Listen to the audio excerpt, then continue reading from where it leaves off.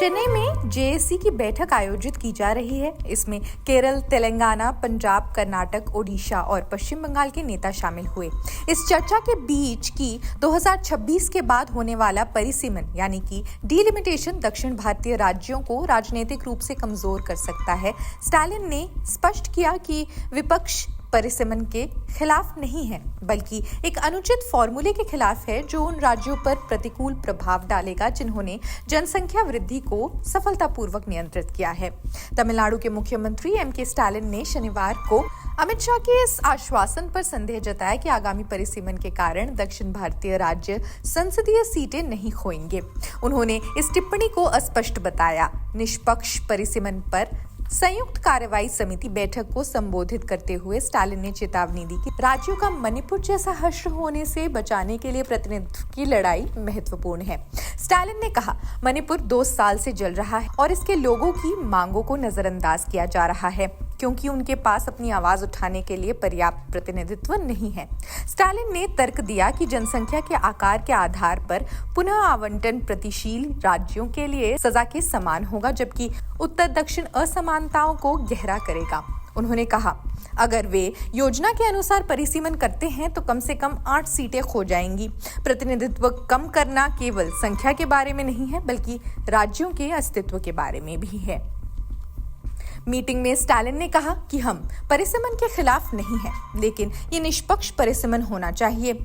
यहाँ एकत्र हुए प्रत्येक राज्य ने पिछले कुछ वर्षों में उल्लेखनीय प्रगति की है, लेकिन अगर हमारा प्रतिनिधित्व कम हो जाता है तो ये युवाओं, लैंगिक समानता और सामाजिक न्याय के लिए नीतियों को पीछे धकेल देगा।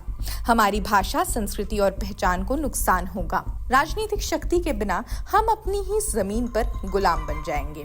स्टालिन ने अमित शाह की एक सार्वजनिक रैली में की गई टिप्पणी पर सवाल उठाया। इसमें गृह मंत्री ने दावा किया था कि कोई भी राज्य अपनी सीट नहीं खोएगा।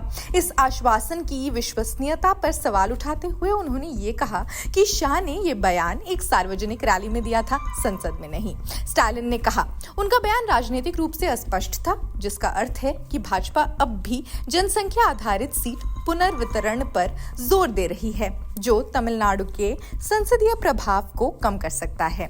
वहीं आंध्र प्रदेश के पूर्व मुख्यमंत्री वाईएस जगनमोहन रेड्डी ने प्रधानमंत्री मोदी को पत्र लिखकर अनुरोध किया है कि परिसीमन प्रक्रिया इस प्रकार से की जाए कि किसी भी राज्य को सदन में कुल सीटों की संख्या के संदर्भ में लोकसभा या राज्यसभा में अपने प्रतिनिधित्व में कोई कमी न झेलनी पड़े।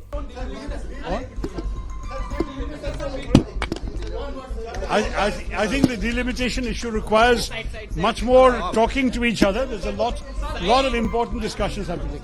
Just because he wants to get diverted from the law and order and corruption issues. It seems to be that even though the 7% representation is maintained, if the number of North Indian MPs go up, then Tamil Nadu's voice, the number of MPs will get suppressed. How will they go up, madam? When they say no state will gain, no state will lose. Which means all state in the current pro rata, the same ratio is going to be maintained. When they say 7.17 for Tamil Nadu, the current ratio of Uttar Pradesh 80 seats to 543, the same ratio is going to be maintained for Karnataka 28 out of 543. That is very clear as a crystal. That is what the word pro rata means. How can pro rata be South India pro rata, North India non pro rata? How can it be?